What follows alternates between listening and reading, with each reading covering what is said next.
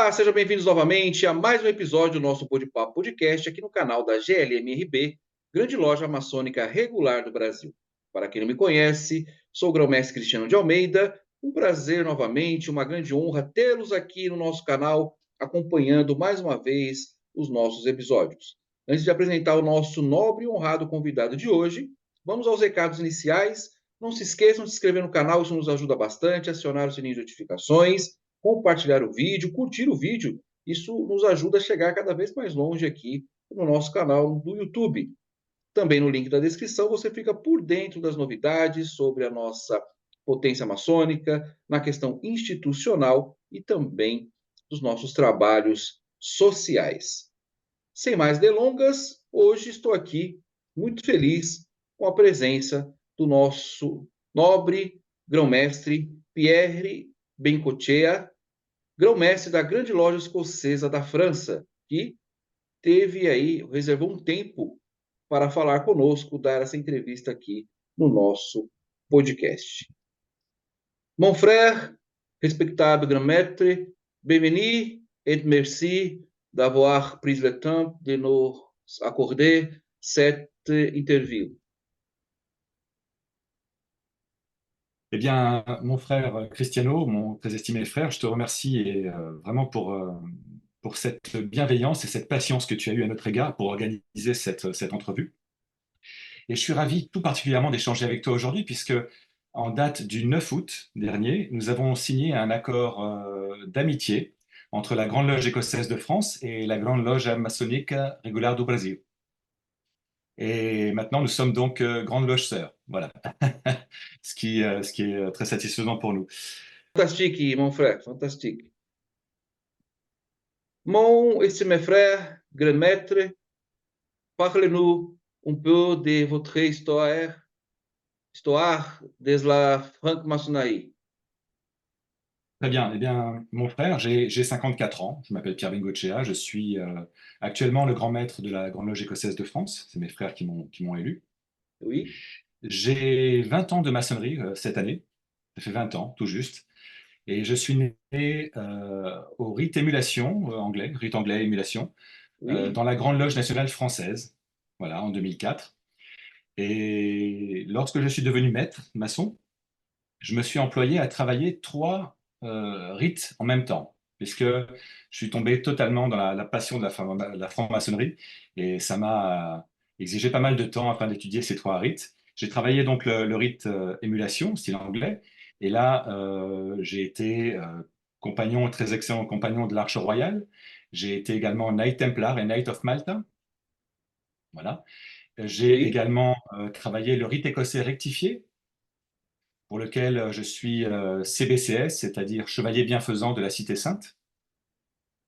Voilà. oui, oui. Et surtout, je me suis concentré sur le rite écossais ancien et accepté, pour lequel j'ai été admis au degré de 33e en 2017. Voilà. Parfait. Parfait, fantastique.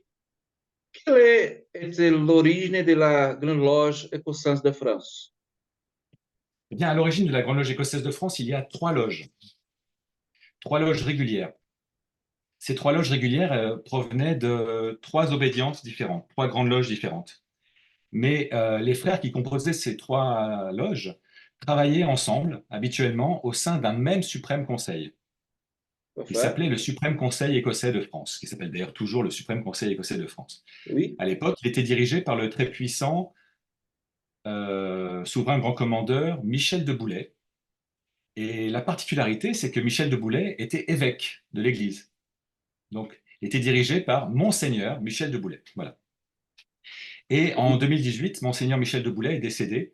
Et c'est moi qui ai pris la suite en tant que souverain grand commandeur du Suprême Conseil écossais de France. Et il régnait dans le Suprême Conseil écossais de France une telle ambiance, une telle proximité, une fusion, vraiment, c'était vraiment une belle fraternité, que nous avons décidé de tenter l'expérience de travailler avec la même fraternité dans les trois premiers degrés. Et c'est la raison pour laquelle nous avons décidé de nous constituer le 14 juillet 2019 en Grande Loge, un petit peu à la manière de 1717 à Londres, d'accord? Les trois loges régulières se sont unies pour créer une Grande Loge. Voilà. Et nous avons d'ailleurs fêté les 5 ans de la Grande Loge écossaise de France le 14 juillet dernier. Voilà. Donc, dès l'origine de la Grande Loge écossaise de France, nous avons adopté les principes de 1929, édités par la Grande Loge unie d'Angleterre, qui régissent la régularité maçonnique, les landmarks. D'accord? Et d'ailleurs, ils sont à l'origine de notre déclaration de principe, qui est consultable sur notre site internet, glef.fr. Et là, on peut consulter notre déclaration de principe. Voilà. Que dire de plus? Aujourd'hui, nous sommes passés de 3 loges à 15 loges en 5 ans.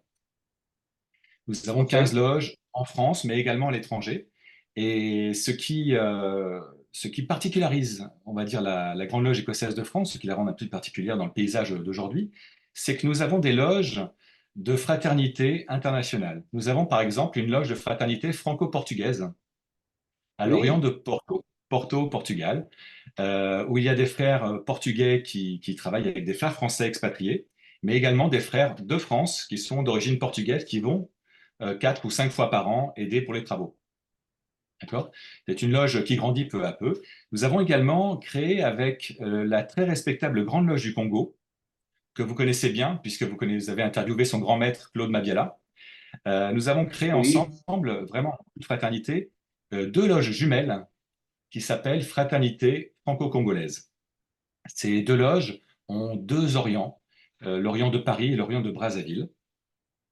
Et elles travaillent au même nom, d'accord? Et elles sont là en fait pour permettre aux frères comment dire, aux expatriés, mais également au personnel consulaire ou d'ambassade, mais également des frères qui voudraient rejoindre ces travaux, que ce soit à Paris ou à Brazzaville, de travailler en toute sérénité. Et les frères peuvent travailler ensemble à l'intérieur de ces loges. Donc, il y a la loge Militum Sigillum Christi au rite écossais rectifié. Il y a la loge William Shakespeare au rite émulation.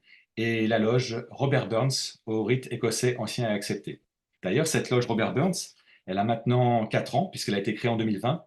Et par exemple, si vous voulez quelques chiffres, elle réunit des frères de double appartenance, des frères de la Grande Loge écossaise de France, mais également des frères qui sont désireux de travailler avec nous, qui viennent d'autres Orients et qui peuvent travailler en double appartenance sans aucun engagement de leur part. Et par exemple, dans cette loge, nous avons plus de 30 pays qui sont représentés. Donc, lorsque nous faisons une conférence, nous invitons un conférencier sur un sujet donné. Nous avons par exemple, il y a quelque temps, fait une conférence sur le mythe d'Iram. Voilà, parce que ces loges de recherche sont accessibles au grade de maître, pas avant, d'accord? C'est pour Perfeito. vraiment travailler plus d'instruction, de l'instruction qu'on ne travaille pas toujours en loge, voilà. Et donc, on a fait une conférence vraiment passionnante avec le très illustre frère Max Serviou, qui vient d'une autre obédience, qui nous a fait cette conférence sur le mythe d'Iram, et c'était passionnant. On a pu réunir, malheureusement, pas plus de 100 frères, mais on a quand même réuni 100 frères ce jour-là en visio pour cette conférence. Voilà. Donc, les loges de recherche sont quelque chose d'assez important parce que c'est un espace d'échange et de recherche et de travail également. Voilà. Euh, Aujourd'hui, je pense que nous développons sur ces 2 axes, en fait, sur l'axe vraiment présentiel, la loge classique, traditionnelle, et là, toutes les loges chez nous travaillent de cette façon-là, mais également, je pense que bien employé. Très bien, mon frère, estimé grand maître. Fantastique. Grand maître, quelles sont vos responsabilités à la tête de la Grande Loge? Eh bien, mon frère Cristiano, au bout de 5 ans d'existence, l'ardeur des frères est toujours aussi forte. Oui, Et ce qui fait que les postes sont bien employés. Par exemple, aujourd'hui, notre grand chancelier, euh, on a un franc webmaster qui est là depuis le départ, qui a mis à notre disposition, qui a créé et mis à notre disposition des outils formidables numériques, des sites internet qui nous permettent vraiment de travailler avec beaucoup d'efficacité. très bien, mon frère. Mon frère, quel regard portez-vous sur la franc-maçonnerie en Europe par rapport aux OTP? Oui. Euh, la maçonnerie en Europe, déjà, elle est historique. d'accord? Elle est historique et Oui, bien parfois, elle fait partie des fondements culturaux et patrimoniaux de l'Europe. Voilà. oui, Je connais mieux la maçonnerie française. La maçonnerie française a longtemps été très dynamique, mais elle était composée de deux blocs. Un bloc, on va dire, sociétal et progressiste, parfait. notamment animé par le Grand Orient de France, et un bloc, on va dire, plus traditionnaliste, reconnu par l'Angleterre, la Grande Loge nationale française. Voilà. Le premier bloc, progressiste et sociétal, lui, s'est ouvert peu à peu à la mixité, a pris de plus en plus de place, je pense, dernièrement, dans la vie de la cité, et notamment dans la vie politique. Donc, nous estimons, nous, maçons réguliers, que nous ne pratiquons pas la même franc-maçonnerie, sans aucun jugement de valeur, d'accord? Juste, les landmarks de 1929 nous imposent d'autres choses et nous imposent de travailler différemment. La Grande Loge nationale française, qui a une histoire assez mouvementée dans les dernières années, elle, elle est plutôt elle est plutôt sur elle-même parce que comment dire, ses dispositions ne lui permettent pas d'échanger avec d'autres grandes loges en France, et donc elle est un peu de son côté. Donc de ces grands blocs, en fait, il est sorti un troisième grand bloc qui est fait par des grandes loges régulières en France, qui soient petites ou grandes, comme la Grande Loge traditionnelle de France, comme la Grande Loge de l'Alliance maçonnique française, et même la Grande Loge écossaise de France.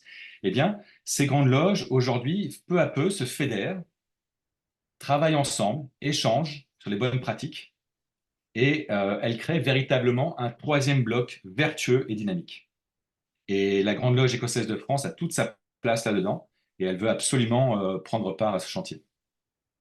Mais également, on a constaté que de façon internationale, les grandes loges régulières s'assemblent entre elles et se rassemblent, comme nous l'avons fait tous les deux avec nos grandes loges, mais également au travers de confédérations qui peuvent exister, d'accord? Bon, vous en Oui, connaissez comme la Soglia, il y en a d'autres, d'accord?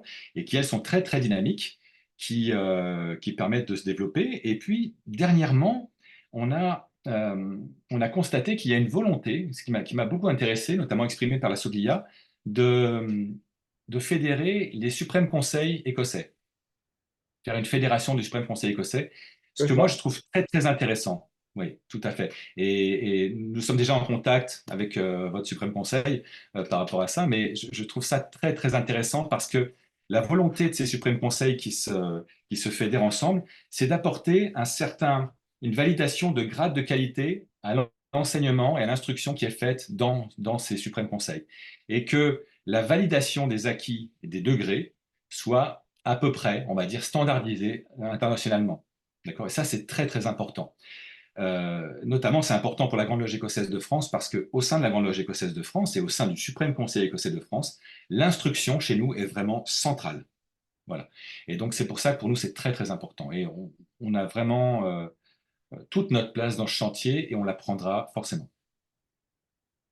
Voilà, mon frère. Alors, aujourd'hui, ça, c'était pour l'Europe et la France. Aujourd'hui, nous estimons que la franc-maçonnerie, elle est plutôt mondiale, d'accord? Oui, Aujourd'hui, et le parfait. développement, eh bien, il vient bien souvent de l'Amérique du Sud, de l'Amérique, de l'Asie et de l'Afrique, par son Pa- dynamisme. Parfait. Très bien, grand maître. Mon frère, grand maître, pourriez-vous laisser un message aos frères maçons qui nous acompanham ao Brasil, dans les Amériques et dans le monde. Ben, absolument, avec grand plaisir, mon frère. Et justement, comme la maçonnerie aujourd'hui est en pleine évolution au niveau mondial, eh bien, la vieille Europe, elle se remet en question. Voilà.